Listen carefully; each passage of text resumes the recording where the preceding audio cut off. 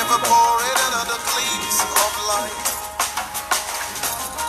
You're the light that makes my face shine bright.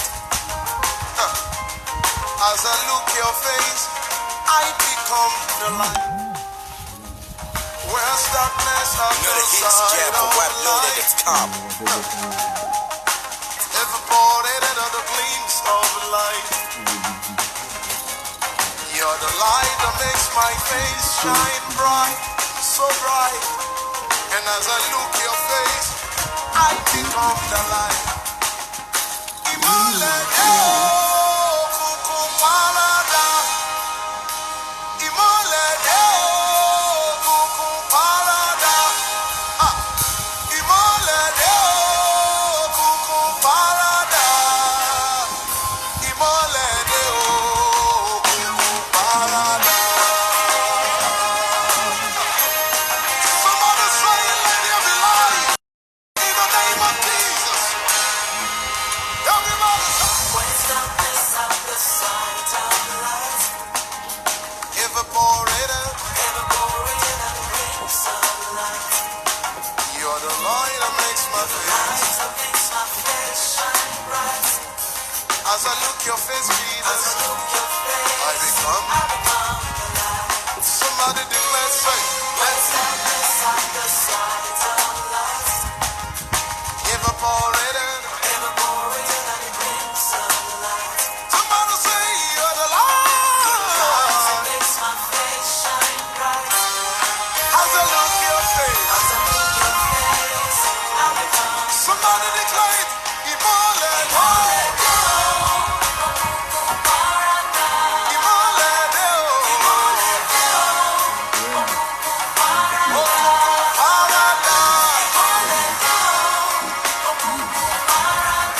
in the name of Jesus.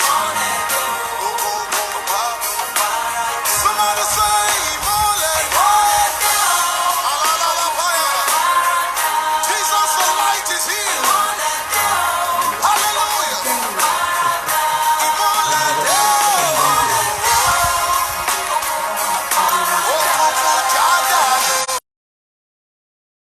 One time, somebody lift your hands and say,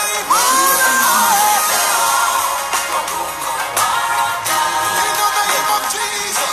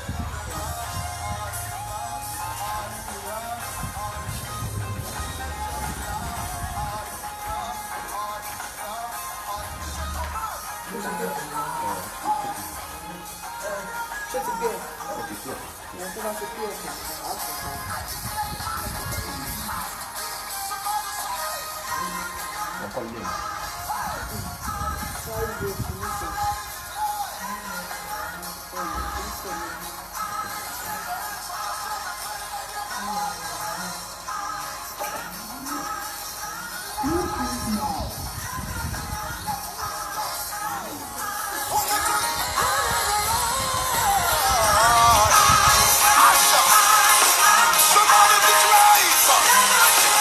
If you are sick in your body, lay your hands on yourself and say, let there be light. Command light to be in darkness right now.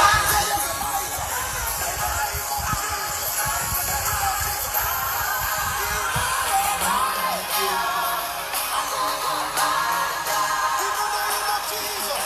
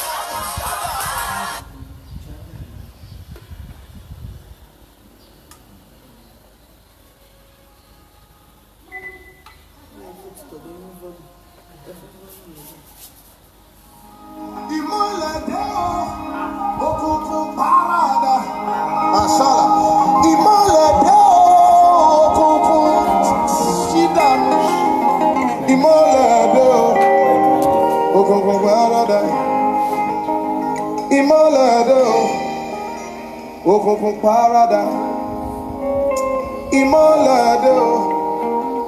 Òkùnkùn parada, ìmọ́lẹ̀ dé o. Òkùnkùn.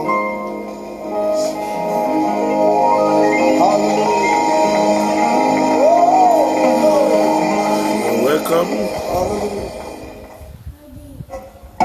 Adéjọ́rẹ̀ Olúwa rántí, Olúwa Kọ́ládé,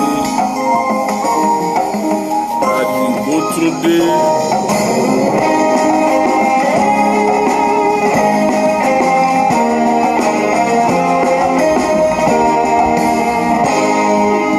Where's darkness of the sight of light?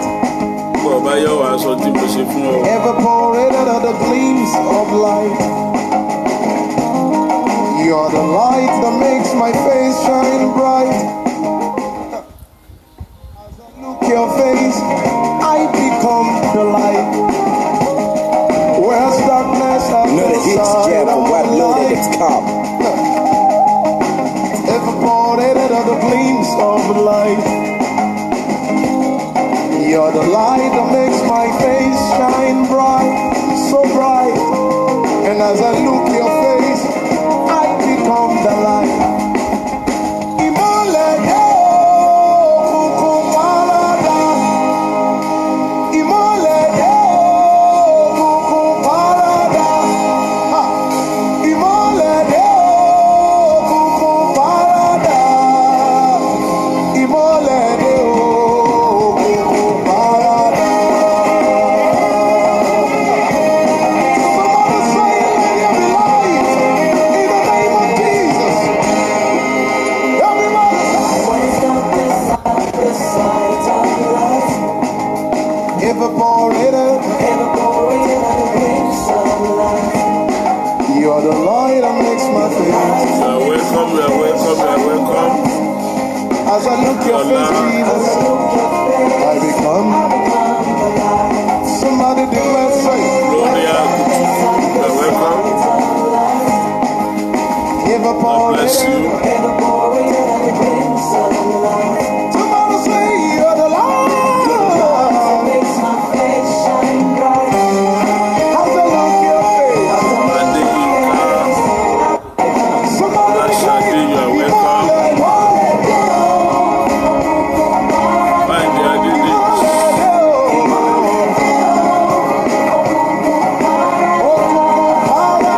Àṣìmọ́ sísá,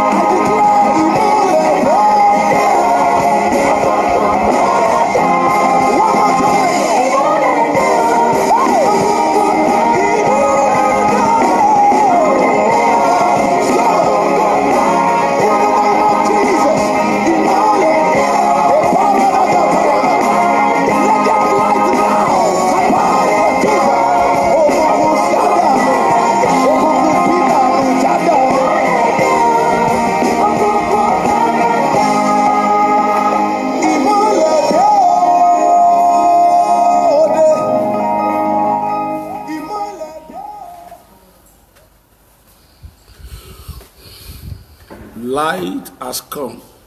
Ìmọ́lẹ̀ ti dé. All you darkness, Gbogbo ẹ̀yin òkùnkùn. I command you as from this moment, Mo pa á láṣẹ láti ìṣẹ́jú yìí. you are no more. Ẹ ò sí mọ́. We welcome you to this Bible study. A kí yín káàbọ̀ sínú ẹ̀kọ́ Bíbélì ìrọ̀lẹ́ yìí. 1 hour with God, Wákàtí kan pẹ̀lú Ọlọ́run. in which we are going to take ourselves to the book. Inside the Bible, we are going to reveal something inside the Bible. A ó ṣe àwọn àtúnṣe kọ̀ọ̀kan nínú Bíbélì. We welcome you, people of God. Kí yín káàbọ̀ gbogbo ènìyàn Ọlọ́run. Lukman, we welcome you. Arákùnrin Rúkúlùmánù. Ẹ káàbọ̀. Ìyábọ̀dé Agbábíàká Kẹ́hìndé Adétòrò Kẹ́hìndé Adédèjì Túndé Àdìgún, and everybody that is watching us, we welcome all of you. Àwọn òwà a kí yín káàbọ̀. God bless you in the name of Jesus. Dára fún lórúkọ Jésù Kristi. We are láti bí ọ̀sẹ̀ méjì báyìí. It is exactly 2 weeks now. We are discussing the topic À ń tún ṣàtúpalẹ̀ kókó ẹ̀kọ́ kan about the judgment seat of God. nípa ìtẹ́ ìdájọ́ Ọlọ́run. We are going to continue today A ó tẹ̀síwájú lónìí by the grace of God. nípa ọ̀rọ̀ ìfẹ́ Ọlọ́run. We will finish about the judgment seat of God today. A ó parí nípa ti ìtẹ́ ìdájọ́ lónìí. Then later on, Nígbà tó bá yá, we are going to go to account that the Christians are going to render. a ó lọ síbi tí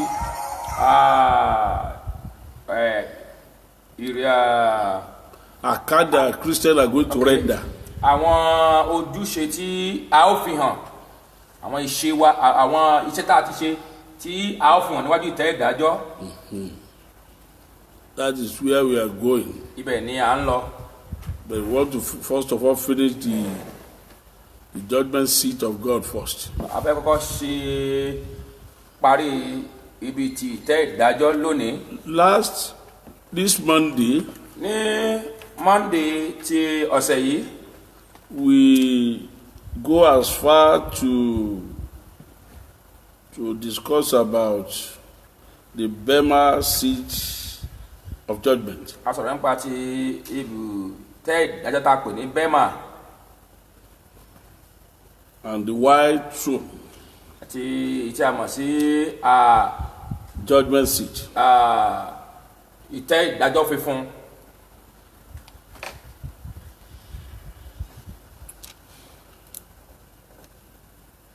Our text Kókó ẹ̀kọ́ kíkà wa is in the book of 2 Corinthians chapter 5 verse 10. ní ìwé Kọ́ríńtì kejì orí 5 ẹsẹ̀ 10. I want us to read it again so we can know what we are doing. A lè mọ àtúpalẹ̀ ẹ̀kọ́ náà nígbà tá a bá kọ́ láti bẹ̀. Nítorí pé Yes. gbogbo wa kò lè ṣàì má fi ara hàn Gbogbo wa kò lè ṣàì má fi ara hàn níwájú ìtẹ́ ìdájọ́ Kristi níwájú ìtẹ́ ìdájọ́ Kristi kí olúkúlùkù kí olúkúlùkù kí ó lè gba nǹkan wọn nì ó lè gba nǹkan wọn nì tí ó ti ṣe nínú ara gẹ́gẹ́ bí èyí tó ti ṣe ìbáà ṣe rere ìbáà ṣe rere. ìbáà ṣe búburú. That's the reason why we are going to pass through the judgment seat. Ìdí tí a ó fi kọjá níwájú ìtẹ́ ìdájọ́ lélẹ́yìí. Everybody, Gbogbo ènìyàn pátá, whether you do good or bad, ó ṣe rere àbó ò ṣe rere, you are going to pass through the judgment seat. ó la bí ìtẹ́ ìdájọ́ kọjá. But some people will pass through the judgment seat is not in order to judge them. àwọn tí ó gba ibi ìtẹ́ ìdájọ́ ìkọjá yìí kì í ṣe pé láti dá wọn lẹ́jọ́. Some of them is not to judge them, wọn wà níbẹ̀ láti dá wọn lẹ́jọ́. but to get the reward of their work on earth. wọ́n wà níbẹ̀ láti gba èrè iṣẹ́ tí wọ́n ṣe nínú ayé. Because every work on earth have its own reward. gbogbo iṣẹ́ nínú ayé ló ní èrè tiẹ̀. Even when you are talking recklessly, he have his own reward. nígbà tí o bá tẹ̀ ń sọ̀rọ̀ láì ní ìjánu ó ní èrè tiẹ̀. Lies have his own reward. ayé fún alára ẹ̀ ó ní èrè tiẹ̀. When you are telling lies, ok nígbà tó bá ń parọ́ you get your reward. ó gba èrè rẹ̀. At the judgment throne of God, ní iwájú ìtẹ́ ìdájọ́ everybody is going to pass through, whether you are prophet, you are evangelist, you are pastor. ó jẹ́ wòlíì evangelist tàbí olùṣọ́ àgùntàn. Everything will be showed on that day. ohun gbogbo yóò di híhàn. Nothing is going to be hidden again. sí tí ó wà ní ìpamọ́. You will know who am I on that day, ó mọ irú ẹni tí mo jẹ́ lọ́jọ́ náà. and I will know who you are. èmi náà ó mọ irú ẹni tó jẹ́. No secrecy, kò sí àṣírí kankan. no bribery. kò sí owó ìbọ̀bẹ́. People will know who you are on that day. wọ́n mọ irú èèyàn tó jẹ́. Everybody will know who you are. gbogbo èèyàn ni ó mọ irú èèyàn tó jẹ́ ní àkókò yìí. You will know the kind of prophet I am on that day. ó wàá mọ irú wòlíì tí mo jẹ́ ní àkókò yẹn. Whether I'm just talking like this, bóyá mo kà ń sọ̀rọ̀ báyìí ni.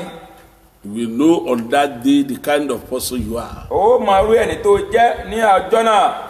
So that day is a judgment day. ọjọ́ yìí ni ọjọ́ ìdájọ́. That everybody will know where he is going. tí gbogbo ènìyàn ó mọ ibi tí ó ń lọ sí. Whether to the everlasting fire, bóyá fún iná ayérayé àìnípẹ̀kun. or everlasting kingdom. tàbí sí ìjọba ọlọ́run àìnípẹ̀kun. So everybody must ready for that day. gbogbo ènìyàn ló gbọdọ̀ múra sílẹ̀ So fún what we are saying is that anybody that have already been raptured, níta sọ ni pé gbogbo ẹni tí a bá ti gbà sókè. they are not going to be judged again. wọn nílò láti dá wọn lẹ́jọ́ mọ́. That's what the Bible says. ohun tí bíbélì sọ leléyìí. But they will pass through the judgment seat of God ó kà gba ìtẹ́ ìdájọ́ kọjá ni. in order to receive what? Everything they have done in heart. láti gba èrè iṣẹ́ tí wọ́n ṣe nínú ayé. That is what they will pass through the judgment seat for. ìdí tí wọ́n fi gba ibi ìtẹ́ ìdájọ́ kọjá leléyìí. In order to get their work, to reward. láti gba èrè. You will get your reward. láti gba èrè rẹ. You are not going to be judged. a ò lè dá ọ lẹ́jọ́. Anybody that's going to be judged gbogbo ẹnikẹ́ni tá ò bá dá lẹ́jọ́. can never be raptured. kò lè ní ìdàsókè. Once you are not raptured that day, níwọ̀n ìgbà tó o bá ti ní ìdàsókè ní ọjọ́ tí ìpè bá dún. you know you are going to be judged. ìdánilójú ni pé a ó dá ọ lẹ́jọ́. That is, you are going to be judged ìdí tá ò fi dá ọ lẹ́jọ́ leléyìí. in front of the white throne of God. níwájú ìtẹ́ funfun. Except you are white like that throne. àyàfi tó o bá funfun bí ìtẹ́ ìdájọ́ tá ń pè ní ìtẹ́ ìdájọ́ funfun. That is when you will pass through. ìdí tó o fi yege níbẹ̀ leléyìí. That is the reason you need Jesus. ìdí gan lélẹ̀ tó o fi nílò Jésù. Because there is nobody that can white like that. kò sí ẹni tó lè funfun bí ìtẹ́ funfun tá à ń sọ It's yìí. impossible. kò ṣeé ṣe. That is the reason you need Jesus. ìdí nìyí tó o fi nílò Jésù báyìí. So when you are in Jesus, tó o bá wà nínú Jésù. instead of God to be seeing you, kí èyí tí ó yẹ kí Ọlọ́run fún máa rí ọ. God will be seeing Jesus. Ọlọ́run ó máa rí Jésù nínú ayé rẹ. And know that Jesus is clean even more than the judgment throne. bí a ti mọ̀ wípé Jésù gan funfun ju ìtẹ́ funfun tí a ń sọ̀rọ̀ nípa ayé rẹ̀ yìí. So it's Jesus that people will be seeing. Jésù ni wọ́n máa rí.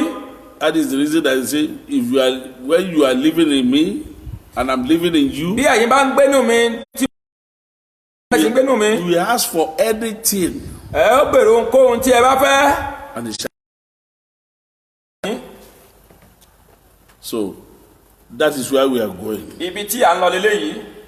The reason why everybody must pass through the judgment seat. Ìdí tí gbogbo ènìyàn yóò fi la ìtẹ́ ìdájọ́ kọjá. We stop at the judgment seat of at the second one, Abi. Yes. When we read Revelation 20:11-15, let us start from that place. Mo sì rí ìtẹ́ funfun ńlá kan. Àti ẹni tó jókòó lórí rẹ̀. Yes. Níwájú ẹni tí ayé àti ọ̀run fò lọ. A kò sì rí àyè fún wọn mọ́. Yes. Mo sì rí àwọn òkú. Máa gbọ́. Mo sì rí àwọn òkú. Àti èwe. Àti èwe. Àti àgbà. That means even if you have a baby today and he die today. Bí a bá ní ọmọdé lónìí tó sì kú, a bá bí ọmọ lónìí tó sì kú. You will pass through the judgment seat. Yóò gba ibi ìdájọ́ ìkọjá. Even the pregnancy you hold in your body. Kódà ọmọ tó rù síkù yẹn náà. If you abort it. Bó o bá ṣẹ́ oyún. You will stand against you on the judgment seat. Yóò takò ọ́ ní ọjọ́ ìtẹ́ ìdájọ́. He will stand against you on the judgment seat. Yóò takò ọ́ lọ́jọ́ ìtẹ́ ìdájọ́. Because he's already a human being. Torí pé ó ti di ènìyàn. Before you terminated him. Kó o tó ṣẹ́ oyún náà. So if you don't want to be judged. Bí o bá fẹ́ gba ìdálẹ́bi. You have to pass through Christ. Ó wọnú Kristi lọ. You have to pass through him. Ó gbọ́dọ̀ wọnú rẹ̀ lọ. That is where nobody can ask you any question again. Ọ̀nà tí ẹnikẹ́ni òfin lọ bí ọ ní ìbéèrè tàbí lẹ́jọ́ lélẹ́yìí. You know what is important about this? Mọ tó ṣe pàtàkì níbẹ̀. Kò sí ẹ̀ṣẹ̀ kan tá a lè dáríjì ènìyàn. There is no sin that cannot be forgiven. Ibi tí wàhálà tí ó ti déjọ́ yẹn nìyẹn. That is where the problem lies. Nítorí pé tó o bá sọ pé báyìí ni wọ́n á ní ṣùgbọ́n kò sẹ́ṣẹ̀ tí ò ní ọba tí wá Jésù kò ó ti sọ fún yín pé gbogbo ẹ̀ṣẹ̀ ló lè dáríjì wáyé. If you are making an excuse that my sin is bigger, my sin is too thick, and Jesus Christ will appear to you that I've told you there's no one come to me that I can chase away. Ó ní kò sí ẹnikẹ́ni tẹ́bi ó tànù. No one I can chase away. Bó sì wù kó rí. No matter how it be. Abẹ́ ìgbọ́n ó ní bó sì wù kó rí. No matter how it be. Ó lóun ní tẹnikẹ́ni. I will not chase them. Ohun tó wù kó ti pass through life. No matter what you have passed through in life. Mo máa ń sọ fún yín. I do tell you. Bó bá jẹ́ pé kí Ọlọ́run gbàdúrà èèyàn ni kò yẹ kó Ọlọ́run gbàdúrà èmi yìí o. If God should answer prayer, it's not I personally that God should answer his prayer. Kì í ṣèmi lọ́yẹ̀ kó Ọlọ́run ó pè. Not me. Ó yẹ kó wá ẹlòmíì tí ó pè ní. God's supposed to search for another person to call. Ṣùgbọ́n Ọlọ́run ló pe Sọ́ọ̀lù tó sọ di Paul. It's God himself who called Saul and changed him to Paul. Ó mọ tí ó ṣe. He knows what he's going to do. Ó kú mọ̀. He knows you better. Gbogbo inú ẹgbẹ́ ayé tó wà yẹn. The occultic you have already in. Nǹkan fi ń dẹ́rù bọ̀ ní pé njọ́ tó bá jáde ló yà wèrè irọ́ ní ń pa. I told you that if you come out, you will become a lunatic. You better.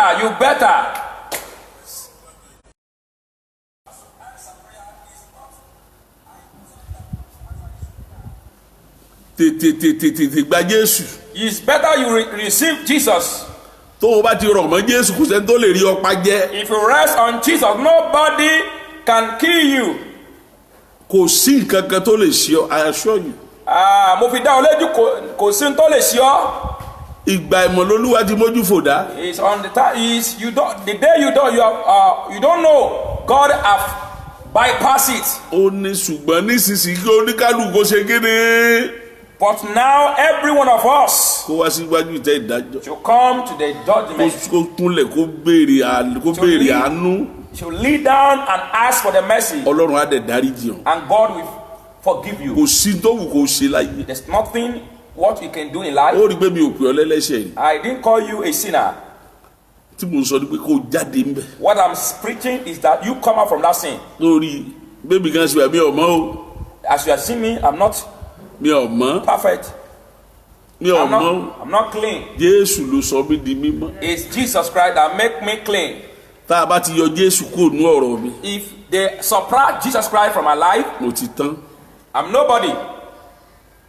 Tọ́mọ̀ sọ fún ọ yẹn. That is tá a bá ti yọ Jésù kúrò nínú ayé mi. If they remove Jesus Christ from my life, mo ti dinú búrẹ́dì pọfupọfu. I'm just like a yeast. Mo ti di pọfupọfu. I'm just like puff-puff. Wọ́n kàn máa tú olúwa rẹ̀ kiri ni. They will just be throw someone up and down. Jésù. Jesus Christ. Ó ní agbára mi. He is my power. Ó ní ìgbàlà mi. He is my salvation. Ó ní ògo mi. He is my glory. Ó ní olùgbé orí mi sókè. He is my lifter of my head. Kò sí tí ò lè ṣe. There's nothing he cannot do. Ó dẹ́ṣẹ̀. You did not sin. Ṣẹ̀ṣẹ̀ ni tí wọ́n dá yẹn. Do you think that's what you are talking about? You think that àgbèrè àbí. He's told that is ọwá ló ṣẹ́yún mẹ́rin àbí ṣẹ́yún márùn-ún. You ọwá ló ní padà sọ́dọ̀ Jésù. And say you not come back to Jesus Christ. Ẹlòmíì sódìdí ìlú. Some even about the whole. Nígbà tó ṣe tán wọ́n padà wọ́n jọ Jésù tó gbà. And when it comes to Jesus Christ yes to accept him. Tí ẹni pé tó o bá ti sọ pé òsì mọ́ sì dìbẹ̀ mọ́. Once you say you don't do it again, don't go there again. Tó bá ti sọ pé òsì mọ́ lónìí. The moment you say I'm not sinning again, filẹ̀ pátápátá. and you forsake them totally, adáríjì ọ̀nù. You have been forgiven. Adáríjì ọ̀nù. You have been forgiven. Kò nílò sọ ẹni ìdáríjì Ọlọ́run nìkan ni ò nílò wàhálà. His only forgiveness of God has no problem. Wọ́n ṣe àwọn ayé.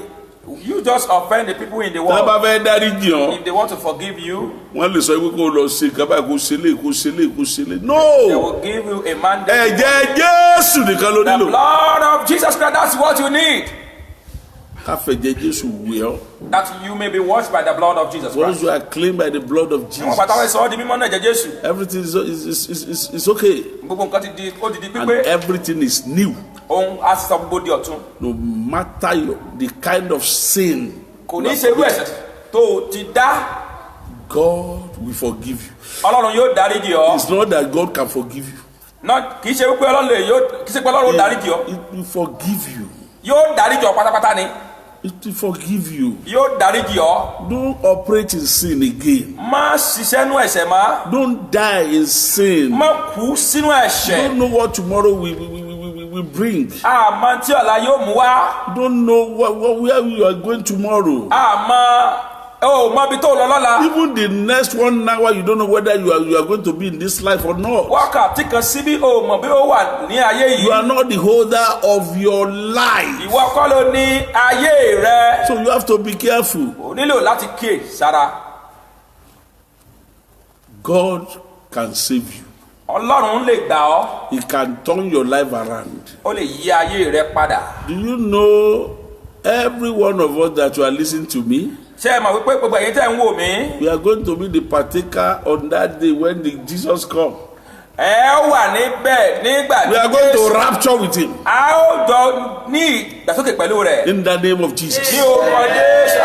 No matter what enemy has in power, in his power. I know that me and you will be raptured. Amen. That's what can make God happy. I'm going there to prepare a place for you. Where I am, that you be there with me. Where I am, that you may be there with me. Don't you want to be there? Just imagine where Jesus Christ will dwell. Imagine the place there where Jesus Christ will. We are coming when they begin to describe the kingdom of God. If you are a man of God, God will have shown you your own house in heaven. That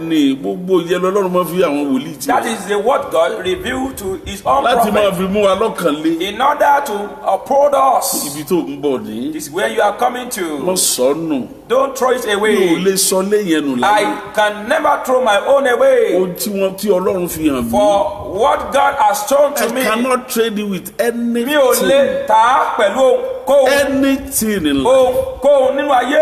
Anything. Ohunkóhun nínú ayé. Anything in life. Ohunkóhun nínú ayé yìí. I can't trade it with anything. Mi ò lè tà pẹ̀lú rẹ̀. Am I going to let just sin of 5 minutes just eliminate that kind of glory? Màá wá gbà kí ẹ̀ṣẹ̀ ìṣẹ́jú márùn-ún kó mú mi sọ ibi àyè mi lẹ̀. So I will fight. Màá jà. Till I see Christ. Títí màá fi rí Jésù. I will fight. Màá jà. You too, we are going to fight. Ìwọ gan ó gbọ́dọ̀ jà. Let us fight Satan. A gbọ́dọ̀ jà. Let us fight him. A gbọ́dọ̀ fìjà. Can never warn us. Kò lè borí wa. A gbọ́dọ̀ fìjà fún Sátánì. Kò lè borí wa. Because we have our own commander. Aṣíwájú ogun wa. Which is Jesus Christ. Tí í ṣe Jésù Kristi. Is the King of Kings.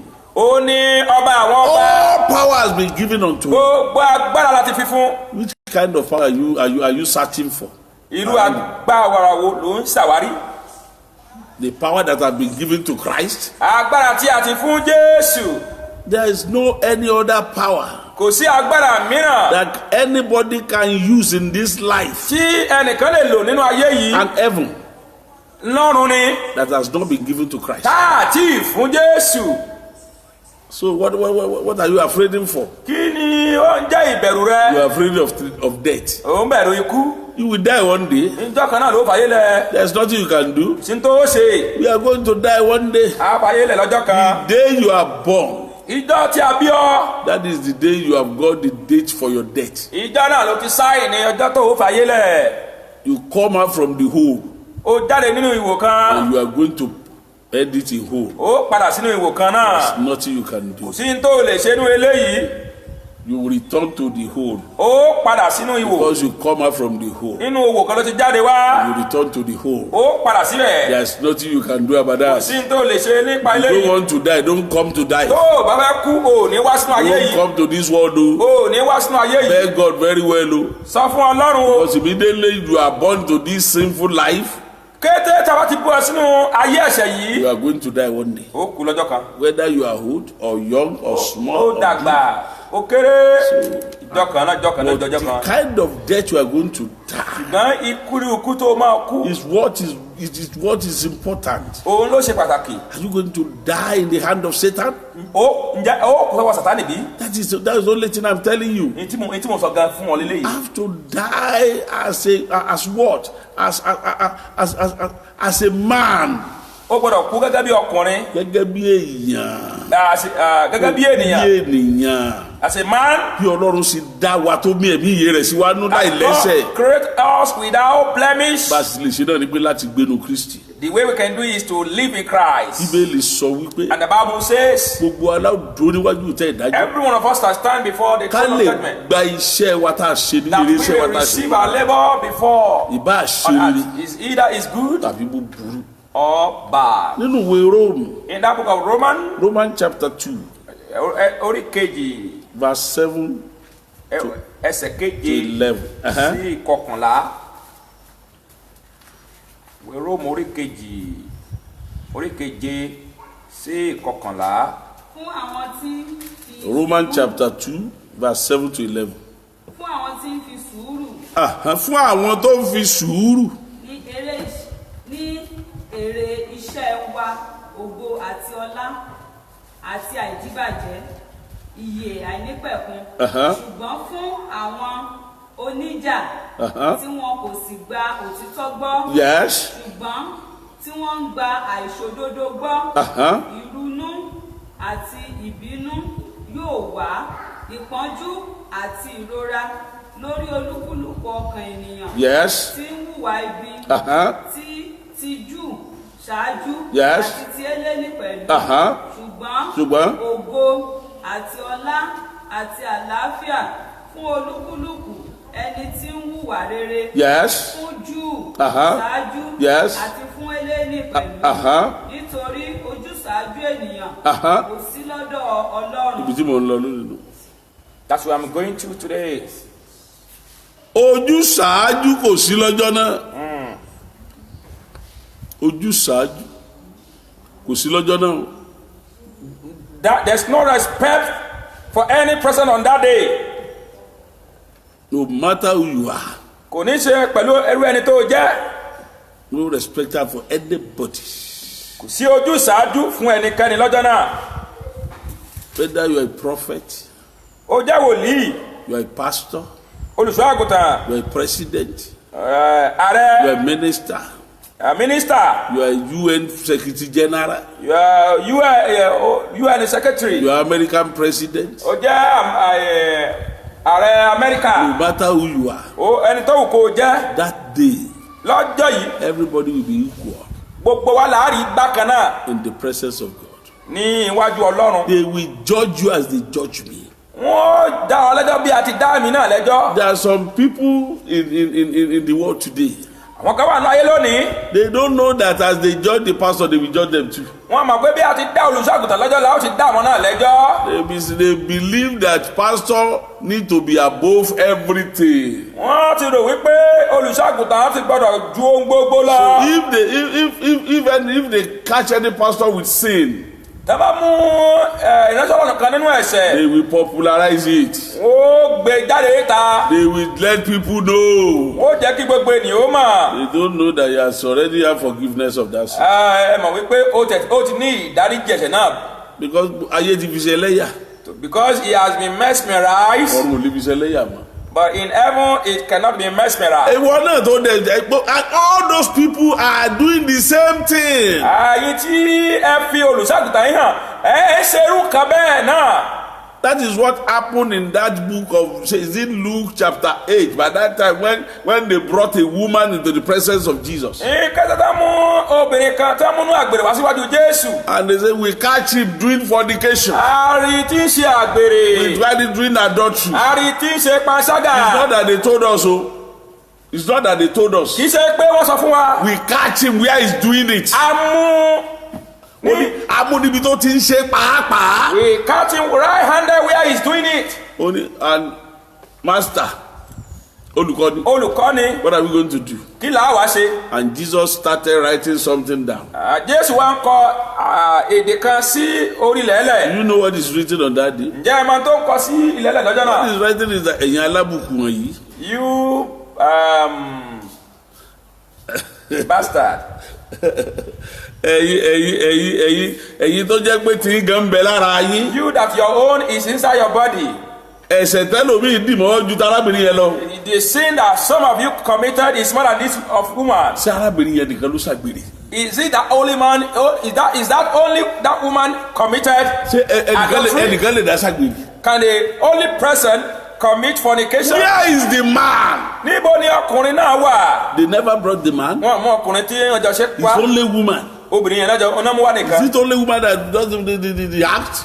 Ṣé obìnrin yẹn nìkan ló wà nínú ojú ìṣe náà? That is the reason Jesus was just looking at them. Èdí nìyí tí Jésù fi ń wò wọ́n. Maybe person that is doing the fornication is among them. Bóyá ẹni tí ó tẹ̀jọ́ ṣe papọ̀ ó wà láàrin àwọn ènìyàn tó mú òkúta dání. They want to stone him to death. Tí wọ́n fẹ́ sọ ọ́ lókúta pa. If a woman fornicates. Tí obìnrin bá ṣàgbèrè. What is your own something before you fornicated? Kí ni ìṣe rẹ? What is the husband? What is the Kí ni ọkọ rẹ̀ ṣe? Before that woman go out to go and fornicate. Kí obìnrin yẹn tó lọ ṣe àgbèrè níta. Sometimes it's not the fault of a woman. Lọ́pọ̀ gbà kì í ṣe fọ́ọ̀tì obìnrin yìí. Ó kàn jẹ́ pé kì í ṣe ìṣe tó dáa ni. It's not the act that is acceptable. Títí báwo náà rí pé fault àwọn ọkùnrin gan máa wà bẹ́ẹ̀. If you observe it very well, we discovered also men has their fault. Láti ìgbà tóbìnrin ti wà. Right from the time that woman. Láti mọ̀ pé aláìlágbára ni wọ́n. We know they are the weak vessel. Aláìlágbára nínú gbogbo. We know they are weak vessel in all things. There are something you have to know your wife very much. A gbọ́dọ̀ mọ̀ àwọn kan wà tó pé a gbọ́dọ̀ mọ̀ ìyàwó wa jẹ́. There are some women that you cannot live for a week. You will fornicate. Àwọn obìnrin kan wà tó pé ẹ gbé lè fi wọ́n lẹ̀ fún ọ̀sẹ̀ kan wọ́n ṣàgbèrè. If you know that you are a man that used to leave a woman, don't marry that kind of woman. tó bá jẹ́ pé irú ọkùnrin bẹ́ẹ̀ dẹ́tẹ́ pé o máa ń fobìnrin lẹ̀ o gbọ́dọ̀ fẹ́ ru obìnrin bẹ́ẹ̀. That a woman that even if he doesn't see a man for 2-3 years, you don't care. àwọn ọkùnrin obìnrin kan wà tẹ́ pé bí ọkọ wọn bá fún wọn lẹ̀ fún ọdún méjì mẹ́ta kò sí kankan tí ó ṣe wọn. Even if the husband is with him, he will be begging him. kódà bí ọkọ rẹ̀ bá wà lọ́dọ̀ rẹ̀ gan yóò tún máa bẹ̀ẹ́. And ọmọ mú mi sick. bá ti ṣe báyìí ó máa mú mi ṣàìsàn ni. ọmọ mú mi sick ni. ó máa mú mi ṣàìsàn ni. nítorí náà mi ò wo olùmọ̀ disturb mi o. Please, man, don't disturb me so now. That's it. Everybody, that's the reason. You have to know the kind of woman you are going to marry. ó gbọ́dọ̀ mọ irú obìnrin tó gbé sílé. The other hand, a man that is you are at home, a woman is at home and is still fornicating. ọkọ rẹ̀ wà nílé. ìyàwó wà nílé. Okay, the wife is at home. Okay, ìyàwó wà nílé. They are living together. wọ́n jọ ń gbé papọ̀. And is still fornicating. ó tún síbẹ̀ náà ó tún ṣàgbèrè. And you want that kind of man to go to America. ó sì fẹ́ kí irú ọkọ rẹ̀ kó lọ sí ìlú èbó. You woman now you say you should be going. And ìwọ ìyàwó ó wá sọ pé máa lọ. You know that you have lost that man. ó ti mọ̀ pé ìdílé yẹn ti túká náà. You have lost that man. ó ti sọkùnrin náà nù. There's nothing you can do about that. sí n tó lè ṣe nípa So ilé yìí. you have to be careful. ó gbọ́dọ̀ kíyèsára. Where is the man that fornicated with the woman? ọkùnrin tí wọ́n jọ ṣe àgbèrè papọ̀ níbi olè ó wà. They don't show it to Jesus. wọ́n àfihàn fún Jésù. And the Jesus rose up. Jésù wá dìde. Any one of you ẹnikẹ́ni nínú yín. that doesn't have any sin, tí ò dẹ́ṣẹ̀. that doesn't have any sin now. bẹ́ẹ̀ tiẹ̀ lẹ́sẹ̀ kankan báyìí. Let him throw the first stone. ó ní kó jẹ́ ẹni àkọ́kọ́ tí òkùnkọ́ sọ lókùúta. Do you know that Pharisee and Sadducee are there? jẹ́ wọ́n pé àwọn Farisí àti Sadusi wọ́n wà níbẹ̀. They cannot throw a stone. àwọn olùdá ẹjọ́ àwọn olùmọ̀fin wọ́n à lè so òkúta. Do you know if I'm there on that day, I can never throw a stone? jẹ́ wọ́n pé tí mo bá wà mẹ́rin lọ́jọ́ náà èmi náà ò lè so òkúta. Nobody can throw a stone. kò sẹ́nikẹ́ni tó lè so òkúta. Because everybody is what? torí pé gbogbo ènìyàn ní kíni. Sinner. ẹlẹ́ṣẹ̀. So you cannot judge anybody. a ò fún ọ lẹ́tọ̀ọ́ láti dá ẹnikẹ́ni lẹ́jọ́. When we are saying all what we are saying, we don't judge anybody. nígbà eléyìí tá a sọ yìí kì í ṣe pé a fi ń dá ẹnikẹ́ni lẹ́jọ́. But we are telling us how that day is going to be. a sọ wípé bí ọjọ́ náà yóò ṣe rí. We are telling us not to miss the day. a ń sọ fún ọ wípé ká má kùnà We ọjọ́ are náà. telling us that leave your sin. à ń sọ fún wa wípé ká fi ẹ̀ṣẹ̀ wa We sílẹ̀. are telling us that the day is the most important day. à ń sọ fún wa wípé ọjọ́ yìí ni ọjọ́ tó ṣe And pàtàkì. we are telling you that you don't go to hell. à ń sọ fún wa wípé kí ẹ má lọ sí ọ̀run àpáàdì. Have you seen the fire of hell? ǹjẹ́ ẹ ti rí iná ọ̀run àpáàdì rí? Have you seen volcano? ta ló ti rí iná tí ń sàn bí omi? That will come from the ground. yes tí ó wá láti inú lẹ́lẹ̀. That is the hell fire. àpẹẹrẹ ọ̀run àpáàdì It's lélẹ́yìí. not apparent. That is the real hell fire. ọ̀run àpáàdì gẹ́lẹ́ yìí. That is volcano. If you see that volcano, iná tí máa ń sàn bí omi. you will see it will come from the ground. yóò wá láti inú lẹ́lẹ̀. It will come from the rock. yóò jáde láti inú It àpáta. will melt the rock. yóò sọ àpáta náà di omi. It will melt it. yóò yọ àpáta náà. And it will come straight to out of the rock. yóò wá pẹ̀lú agbára láti inú àpáta ìsókè. Anybody in the vicinity of that place, almost 10 to 20 to 30 kilometers, will be feeling the heat. gbogbo ẹnikẹ́ni tó wà ní àyíká àti agbègbè bí ìwọ̀n ibùsọ̀ You will see. mẹ́wàá ogún ọgbọ̀n wọ́n máa ní ìmọ̀lára gbígbóná rẹ̀. You will see that fire that will be soon like a water. iná yìí yóò wá máa sàn bí omi. Anything that he come in contact with, ibikíbi tó bá sàn dé. it will melt it immediately. yóò yọ ni. No matter the thing, it will melt it. ohunkóhun tó wù kó jẹ́. That is the fire of the hell. iná ọ̀run àpáàdì lélẹ́yìí. It's just as a sample. àpẹẹrẹ lélẹ́yìí. It will be almost 1,000 times times of that time of that thing. Yóò ju igba bíi ti ọ̀run àpáàdì lọ. It will be increased. Yóò di púpọ̀. More than that. Ju èyí tó sàn bíi omi lọ yẹn. Do you know hell is on the ground? Ǹjẹ́ kọ́ mọ̀ pé ọ̀run àpáàdì inú lẹ́ẹ̀lẹ̀ yìí ló wà? It's on the ground, inside the ground. Inú lẹ́ẹ̀lẹ̀ ló wà. Hell is not up. Ọ̀run àpáàdì ò sí lókè o. Do you find Satan up? Ǹjẹ́ a rí Sátánì lókè bí? They have sent Satan to the world. Wọ́n ti rán Sátánì sínú ayé. Does he have any place in heaven again? Kò ní àyè kan lọ́run mọ́. Do you know when they say Ogun? When they say lake. Ogun. Lake. Eh? Pit. Okay. Or God. What? Pit. Ogun. Ṣé Ogun wà lókè? We cannot see Gulf in up. Ilẹ̀ lọ̀gbun wà bí? Ogun. Wow, a pit is inside the heart here. Torí ẹ̀ ló fi jẹ́ pé inú ọ̀gbun iná. Inside the lake of fire. Inú ọ̀gbun. Inside the lake of fire. Ó ní a jù wọ́n sínú ẹ̀. They shall be thrown there. Ibẹ̀ ni ọ̀run àpáàdì wà. That's where the hellfire. Torí ẹ̀ ní Jésù fi lọ jà níbẹ̀. That's why Jesus Christ láti lọ tú àwọn àyànfẹ́ tiẹ̀ sílẹ̀. to untie the chosen one. Torí ẹ̀ ló fi kú tá a sì sìn. That's why he died and rose up again. Ìdí tó fi kú ọjọ́ mẹ́ta nìyẹn. That's why he died for 3 days. láti lọ tú àwọn àyànfẹ́ tiẹ̀ kúrò lọ́rùn àpáàdì. The loved one right from the pit of hell. láti lọ release gbogbo wọn. In order to lose them from the pit of hell. Torí ẹ̀ ló fi jẹ́ gbogbo àwọn òkú nínú Jésù. That's why all the dead in Christ. Àwọn ni ó kọ́kọ́ rí Kristi. They are the first one to see Jesus. Nítorí pé Jésù kọ́kọ́ kú kó tó jíǹde. Because Jesus Christ was dead before he rose up. Ó kọ́kọ́ kú. He died. Kó tó jíǹde. Before he rose up. So àwọn tó kú yẹn ní ọ̀kọ́ jíǹde. Those one that died. Kí àwọn tó wà láàyè tó paradà. Before the one in alive be cut off. Kó mọ̀ yẹn dájú báyìí. Have that one now. Ní dèrò ọ̀run àpáàdì. Amen. We will not be a candidate. We will not be a candidate of fire. Bíbélì sọ wípé. The Bible says. Gbogbo àwọn tó bá hùwà èké. Unrighteous. Gbogbo wọn ni ó nípìn wọn ní ọ̀run àpáàdì. They will have their own portion in the lake of fire. So ti kà tán. 11 mo ní ọ̀gá dé o. Yes. Àti ewé àti àgbà. Yes. Wọ́n dúró níwájú ìtẹ́. A sì ṣí àwọn ìwé sílẹ̀. Ṣé Revelation nìyẹn? Bẹ́ẹ̀ dájú. Okay, ọ̀ya. A sì ṣí àwọn ìwé sílẹ̀. Yes. A sì ṣí àwọn ìwé mìíràn. A ṣí àwọn ìwé mìíràn. Sílẹ̀. Tí í ṣe ìwé ìyè. Yes. A sì ṣe ìdájọ́. A ṣe ìdájọ́. Àwọn òkú. Yes. Láti inú ohun tí a ti kọ sínú àwọn ìwé náà.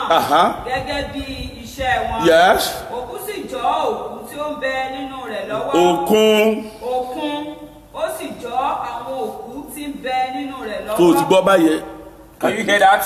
Òkun máa jọ gbogbo tí ẹyẹ pa gbogbo tí ẹran jí ẹyẹ jẹ. The ocean will release the capsize of Gbogbo ẹ̀ sheep. ni wọ́n release. People that have died inside the ocean.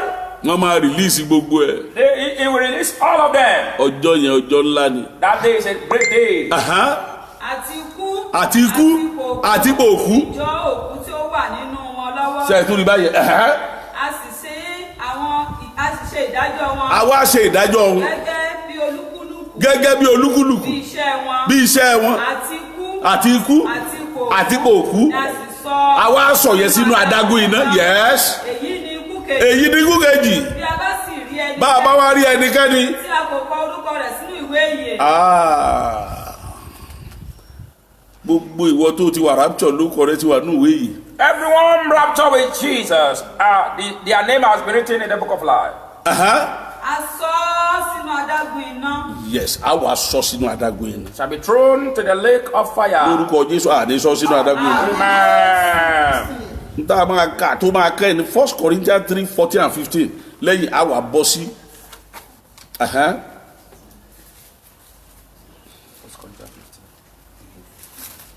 Gẹ́gẹ́ bí orí ọ̀fẹ́ Ọlọ́run. Yes. Tí a fi fún mi. Bí ọlọ́gbọ́n ọ̀mọ̀lé. Mo ti fi ìpìlẹ̀ sọlẹ̀. Yes. Ẹlòmíràn sì mọ̀lé. Ẹlòmíràn mọ́lé. Ṣùgbọ́n kí olúkúlùkù kíyèsára bó sì mọ́lé. Nítorí ìpìlẹ̀ mìíràn ẹnikẹ́ni kò lè fi lélẹ̀ ju èyí tí a ti fi lélẹ̀ lọ. Yes. Tí í ṣe Jésù Kristi. ẹnikẹ́ni tó bá di fi nǹkan mìíràn ọjú Jésù lọ. Whosoever that show you things apart from Jesus Christ. Ní ọjọ́ náà. On that day. Bíbélì láwọn dán iṣẹ́ wa wò lórí ilẹ̀. Our work shall be passed through fire. Ó la máa dán iṣẹ́ wa wò. Our work will pass through the fire. Ó ní iṣẹ́kíṣẹ́ tí ò bá ti laná kọjá. Any work that did not pass through fire. Ẹ gbé jáde.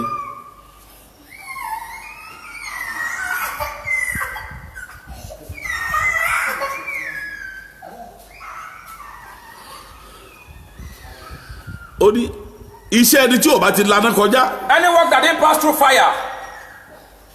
Ó láwọn sọ sínú adágún yẹn. Shall be thrown into the lake of fire. Àwọn àní sọ wọ́n sí àwọn tí apá kejì ni. Okay, they are the second part.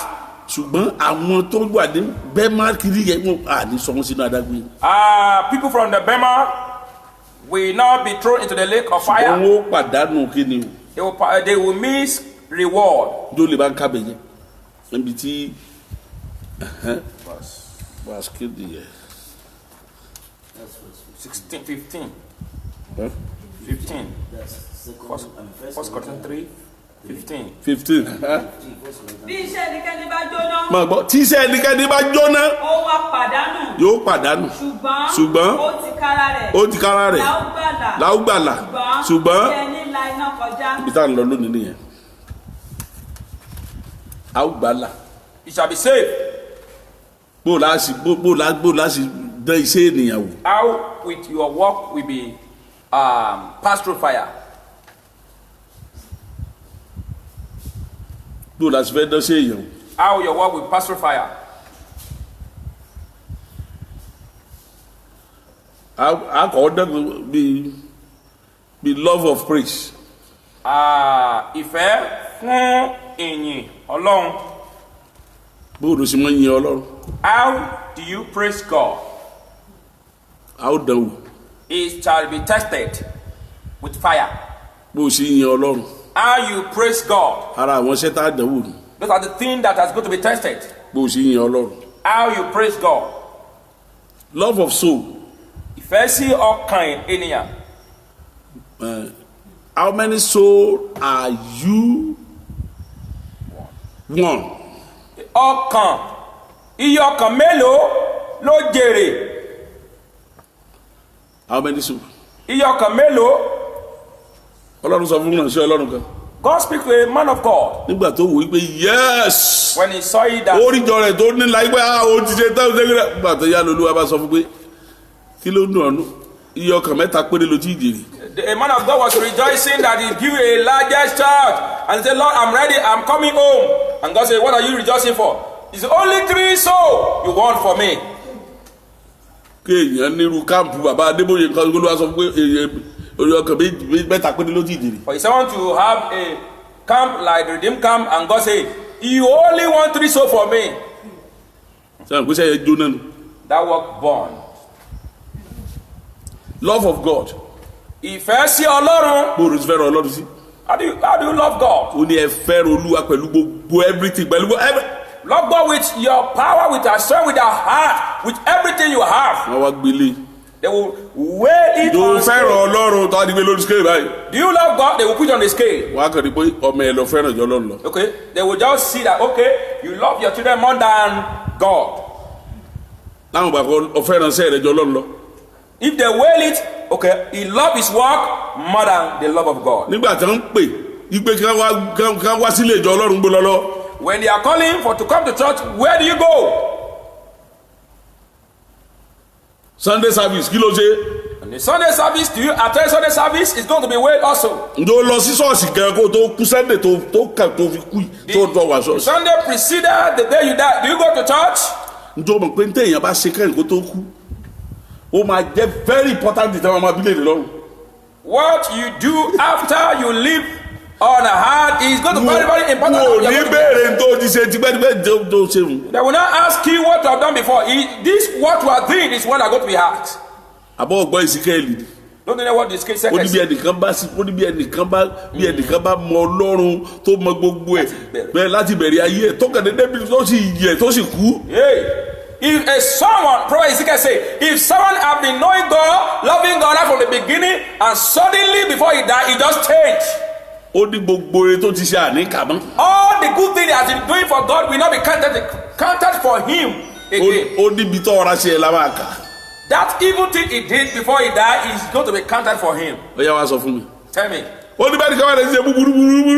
Yeah, someone is doing evil right from the beginning of sex. Ó ní tó dẹ̀ dìgbà kan tó dùn àṣírí tó And at the moment before he died, he just changed and give his life to Jesus. ọmọ kan wà nífẹ̀ẹ́ nígbà kan bọ́ bẹ́rí èyí bẹ́ gbogbo ẹ̀yọ́ ọkàn mọ Jésù ni bó sì mọ Jésù báyìí. The moment he knew Jesus Christ, after a year he died. Olólùwà mọ̀ pé ó tún lè change ẹ̀ wá bùn tó tètè mú lọ. And God knew. Àti rẹ̀ ń tọ́kàn dédé di wọ́n mọ́ nílò orí yóò sì fọ́ rí orí kan tó ń dọ̀ hospital dẹ̀ kú. We see people shout to my head before they rush to us and he bàbá died. ẹni ìsìnkú láyé ló pa. And we say, he's wishing Ó that sá kú. he died. Báyé pọ̀ bọ́rùn pọ̀ òkú náà ni. If he wishes to kill you or ever kill you, Ẹnìkan kọ́ bá sá pọ̀. someone should not kill you. Ó padà ó padà ó. I feel like go to find Mo fẹ́. Mo bẹ̀ wá nítorí Ọlọ́run. beseech you in the name of God. Ẹ jọ̀ọ́ ẹ má máa pè wá sórí fóònù tá a bá ti ń ṣe program. Please don't call on this.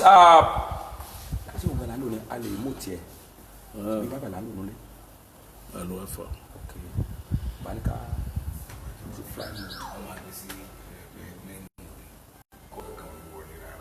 Yóò dára fún wa.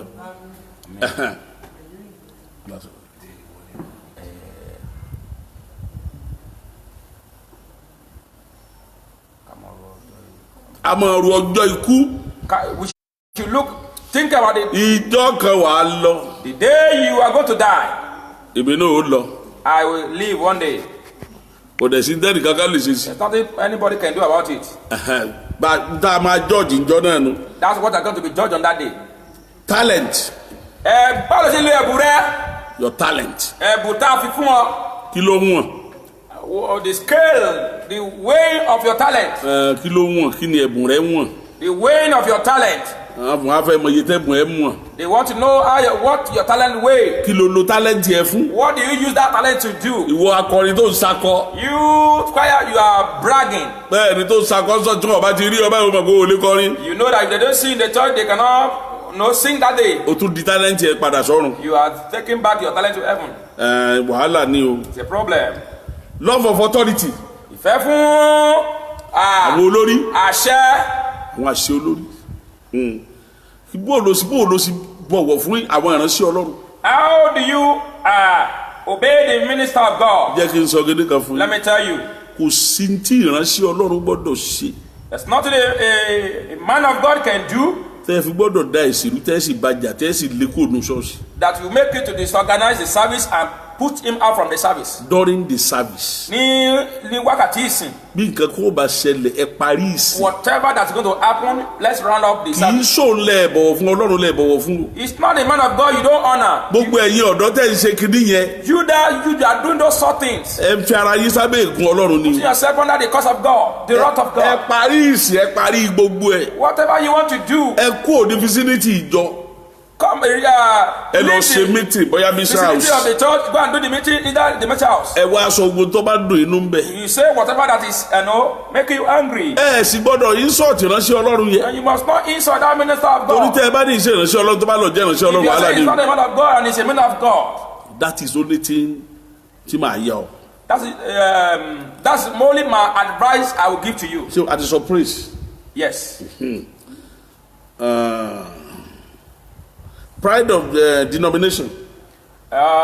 Ìfẹ́ àwùjọ. Èmi ni CAC. Èmi ni Gẹ́dẹ́gà. Èmi ni ti Apollo. Èmi ni Tapolo. Èmi ni gbogbo wa nínú ìgbàgbọ́ a gbọ́dọ̀ jẹ́ ọ̀kan. All of us must be one in Christ. Torí ní ọ̀hún kò sí CAC lọ́hún. In heaven, there's no like CAC there. Kò sí sẹ̀lẹ̀. There's no celestial. Kò sí kérúbù. There's no cherubim. Gbogbo wa gbọ́dọ̀ jọ wà lóòkan. We must be united. Bí a sì wà ní ọjọ́ náà níbi tí wọ́n ti gba ẹ̀mí mímọ́. As they were in the upper room where they are praying to receive the power of the Holy bí Spirit. Jésù ti fẹ́ jẹ́ ká wà nìyẹn. That's how Jesus Christ wants us to be. ó ní gbogbo wọn sì fìmọ̀ ṣọ̀kan wọ́n sì wà bẹ́ẹ̀ ni wọ́n sì fìmọ̀ ṣọ̀kan wọ́n wà lójú níbi kan wọ́n papọ̀ wọ́n fìmọ̀ ṣọ̀kan. Every one of them were together. They were in unity. bẹ́ẹ̀ ni unity of purpose. Ìṣọ̀kan nínú èrèdí kan. ó ní gbogbo àwọn ọmọlẹ́yìn Kristi gbọ́dọ̀ jẹ́ kò gbọ́dọ̀ jẹ́ èmi ní Apollo èmi ní kíní kan èmi ní gbogbo àwa tá a bá ti mọ̀ Jésù ní olórí wa Jésù ní bàbá wa orí Pétérù la kọ́ ìjọ rẹ̀ lé ọ̀dọ̀ ọ̀run àpáàdé òsì ní borí rẹ̀. We must not have any diversity in the church. Jesus Christ is our head, and the church was built upon Peter, which is the rock, and the gate of hell shall not prevail. No to have personal ambition. They will search for your personal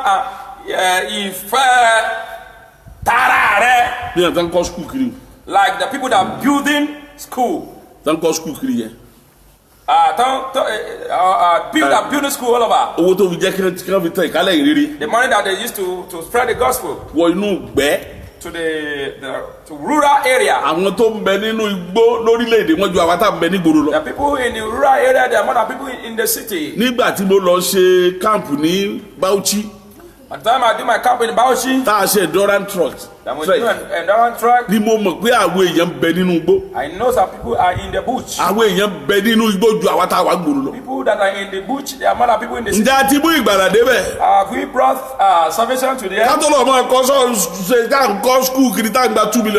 We are building school over, and we are collecting 2 million, 3 million for all those things.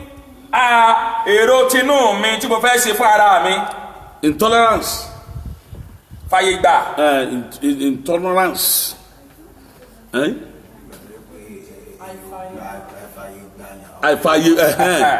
Bolo si le fààyè gbà yẹn sí nínú ayé rẹ.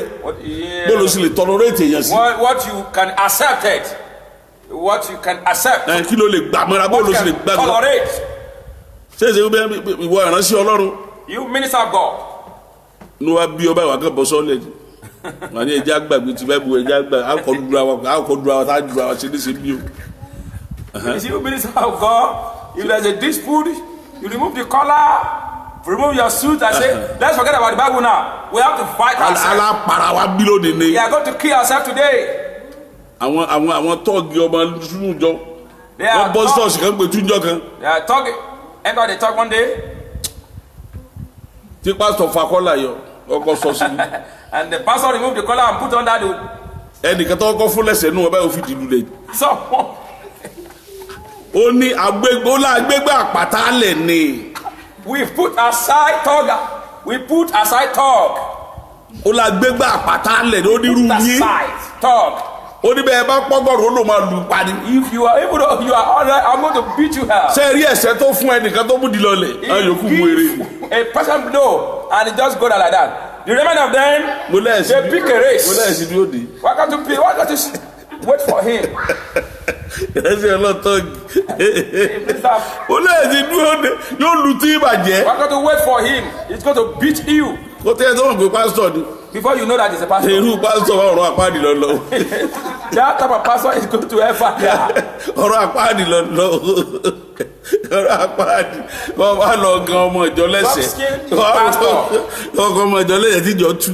Ọ̀rọ̀ àpáàdì ni o. You bust a member of the church, you are going to hellfire. Bẹ́ẹ̀ni, abẹ́rẹ́ pásítọ̀ tó yọ̀ darí. Don't you see a pastor remove for a class? Yọ̀dá sọ́mu ní mo jẹ ta ni mo ní ẹ̀kọ́ wọ̀ rẹ̀ wẹ́ẹ̀ lẹ́sẹ̀. Says you bring. Ó yọ̀dá sáwọn alàgbà. Yeah, say bring the money. Ní ẹ̀kọ́ wọ̀ rẹ̀ kẹ́kọ́ gbogbo ẹ̀kọ́ mi rẹ̀ máa ń sọ pé máa bẹ́ orí gbogbo yín kọ́ sábà kí á ná sọ pé ní last week 200,000 lárí ní week 400,000 wọ́n ń to gbogbo ẹ̀ fún náà kó gbogbo àkáǹtì lé lọ. Wèrè la fi wo wèrè. Yóò wọ̀rọ̀ àpáàdì o. Yeah, type of the man of God. Effort to straight to. Jésù ní ká tutù ní o ká bọ̀. Ó ti wá gbọ́ létí ọ̀tọ̀ tó gbé tòṣì. We slap you for right cheek. Ẹjọ́ mo bẹ torí Ọlọ́run. Kì í sọ̀rọ̀ kì í ṣe ọ̀rọ̀ eré o. Ọ̀rọ̀ àpáàdì gidi ni o. It's straight to hellfire. A gbọ́dọ̀ ṣọ́ra sí yẹn. Must be careful. a gbọ́dọ̀ ṣọ́ra sí yẹ. Must be careful. So gbogbo ìwọ ọmọ Ọlọ́run. You minister of God, you children of God. O gbọ́dọ̀ mọ̀ wípé gbogbo nǹkan báyìí Ọlọ́run máa gbé sórí wọn. You must know that if those things God will weigh them on the scale. Àwọn wo ló ti jèrè wọn. How many people have you won their soul? Àwọn tọ́lọ́run ó béèrè tí wọ́n gbé sórí wọn nìyẹn. Ní Papa George seat of judgment yìí. At the seat Bema. Ó ní. It's only Christian that will be there, since no sinner will be raptured. Ní Bema City yìí níwọ̀n ìgbà tí ó bá jẹ́ pé àwọn tí a ti gbà sókè nìkan tó jẹ́ Kristẹni ni ó wà níbẹ̀. Nínú ìwé Mark 13:27. Mark 13:27. Yes. Mark 13. Nígbà náà. Yes. Ni yóò sì rán àwọn áńgẹ́lì rẹ̀. Yóò rán àwọn áńgẹ́lì rẹ̀. Yóò ti kó gbogbo àwọn àyànfẹ́ rẹ̀. Máa gbọ́, yóò ti kó gbogbo àwọn àyànfẹ́ rẹ̀. Láti orí igun. Láti orígun. Mẹ́rẹ̀ẹ̀rin ayé. Láti ìkángun. Ayé títí dé ìkángun ọ̀run. Ti báyẹ̀. Can you see that? A ti kó àwọn àyànfẹ́ tiẹ̀. He will have take up his own loved one. So níwájú tẹ́ ìdájọ́ yẹ. In that àwọn àyànfẹ́ tí ó pass through rẹ̀ èrè iṣẹ́ wọn ni wọ́n á gbà. Those loved one, chosen one that pass through, they are going to receive their reward. Number 2. Kejì. It is not to judge their sin. Kì í ṣe pé láti dá wọn lẹ́jọ́ ẹ̀ṣẹ̀ wọn. But to test their work. Láti dán iṣẹ́ wọn wò. Àdẹ́sẹ̀ àjọ́jì wọn. A ò dá wọn lẹ́jọ́. Ṣùgbọ́n láti tẹ́ iṣẹ́ wọn wò. In order to test their work. Everything we do on earth has record. Ohun gbogbo tí a ń ṣe nínú ayé nísinsìnyí ló ní àkọọ́lẹ̀. And will be rewarded. Yóò dẹ̀ ní èrè tiẹ̀. That is what we read in 2 Chronicles chapter 5 verse 10. Atika. We have read that one. The judgment will involve only words done after salvation. The judgment. Ìdájọ́ yìí. will involve only word ọ̀rọ̀. Okay. Yóò wà pẹ̀lú ọ̀rọ̀ kan. After salvation. Lẹ́yìn ìgbàlà. Ohun kan tí a máa tábà ṣe salvation. Ohun tí a gbé ìdájọ́ yìí lé lórí ni ìgbàlà. Ohun tá a gbé ìdájọ́ yìí lé lórí jọ́ náà ni ìgbàlà. Judgment is going to base on salvation. 1 Corinthians 15:58. Wé Kọ́ríńtì. Orí 5:15. 1 Corinthians 15:58. Yes. Fast. 1, 2. Nítorí náà. Yes. Ẹ̀yin ará mi olùfẹ́. Yes. Ẹ máa dúró ṣinṣin. Ẹ máa dúró ṣinṣin. Láì yẹsẹ̀. Lòdìgbọ́ báyẹn láì yẹsẹ̀. Kí ẹ máa pọ̀ sí. Ẹ máa pọ̀ sí. Ní iṣẹ́ Olúwa. Níṣẹ́ Olúwa. Nígbà gbogbo. Níwọ̀n bí ẹ̀yin ti mọ̀ pé. Iṣẹ́ yìí kì í ṣe asán. Iṣẹ́ yìí ṣasán. Nínú Olúwa. Therefore, my beloved brethren, be ye steadfast, unmovable, always abounding in the work of the Lord. For as much as that ye know that your labor is not in vain in the Lord. So, kì í ṣe pé kò ṣe tán ní ìsìnkú tó sọ pé o fẹ́ ṣe ó mọ̀ ṣiṣẹ́ Olúwa yẹ constantly ni. You continue doing that work of God continually. Kò gbọ́dọ̀ rí ọ. You must not be weary or tired. Ohun tí ó fi rí ọ yóò tún gbọ́dọ̀ bẹ improve sí ni. What they make you to feel tired, you must continue doing it. Nítorí pé sẹ́yìn ẹ lérè.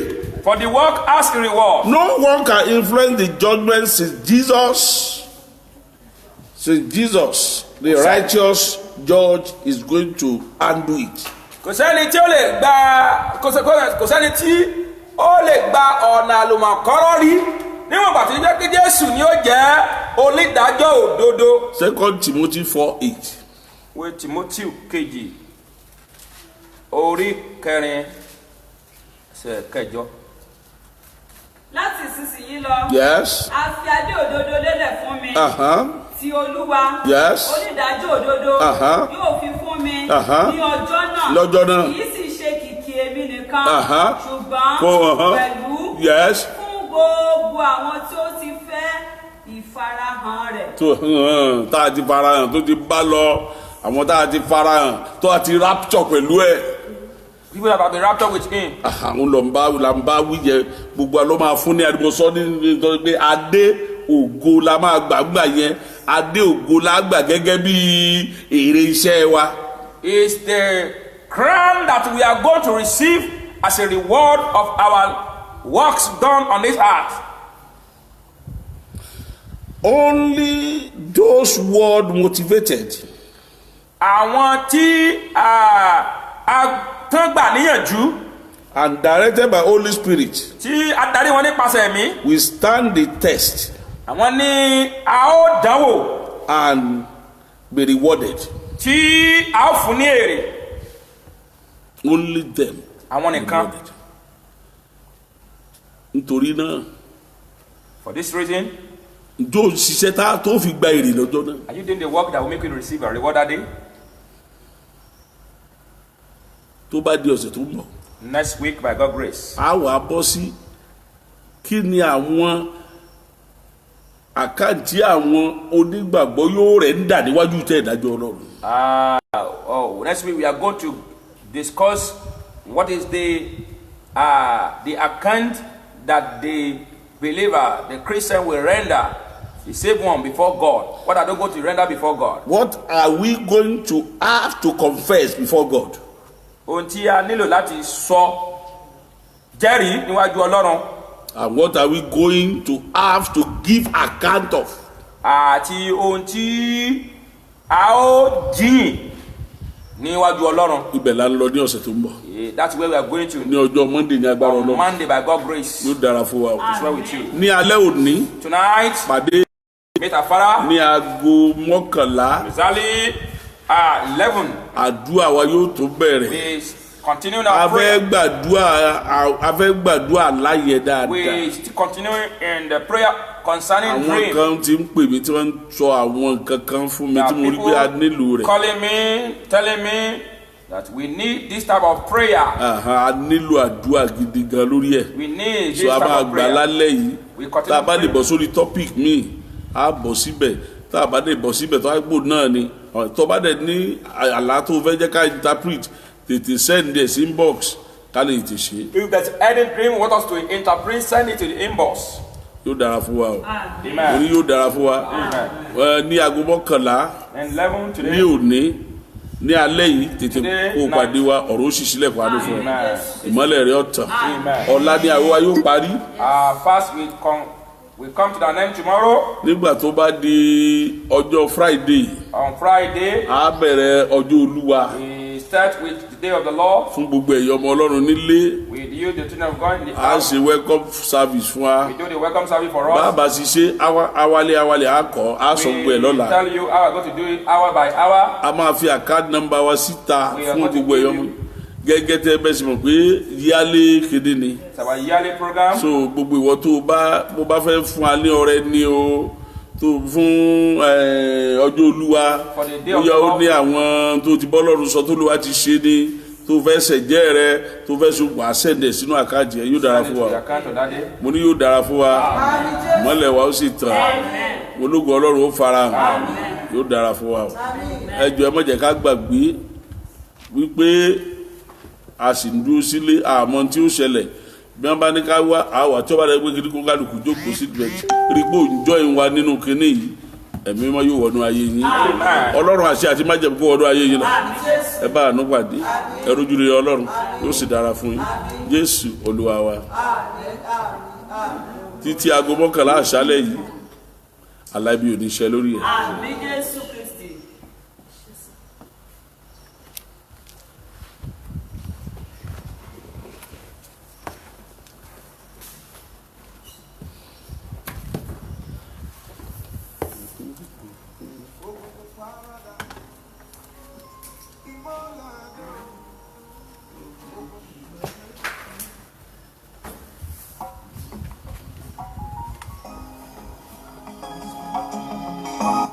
Oh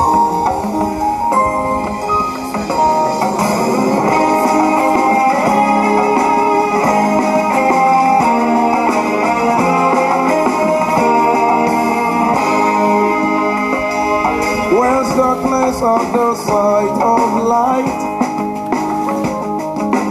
Evaporated are the gleams of light. You're the light that makes my face shine bright. As I look your face, I become the light. Where's darkness at the sight of light? Evaporated are the gleams of light. You're the light that makes my face shine bright, so bright. And as I look your face, I become the light. Imolede okunkun parada. Imolede okunkun parada. Imolede okunkun parada. Imolede okunkun parada.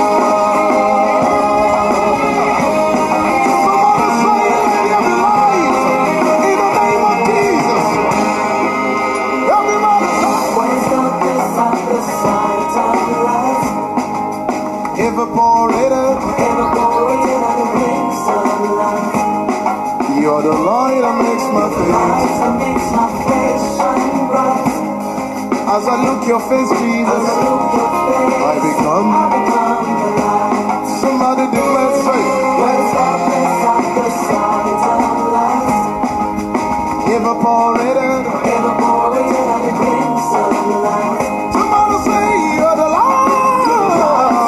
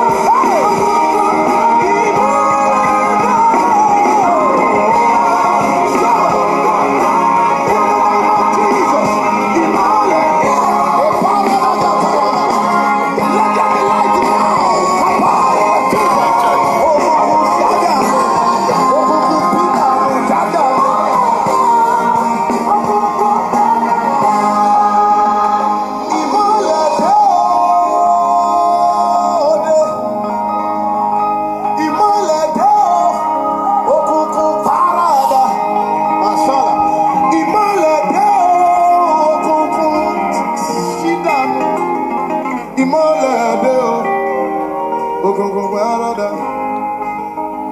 Ìmọ́lẹ̀ dé o, òkùnkùn parada. Ìmọ́lẹ̀ dé o, òkùnkùn parada. Ìmọ́lẹ̀ dé o, òkùnkùn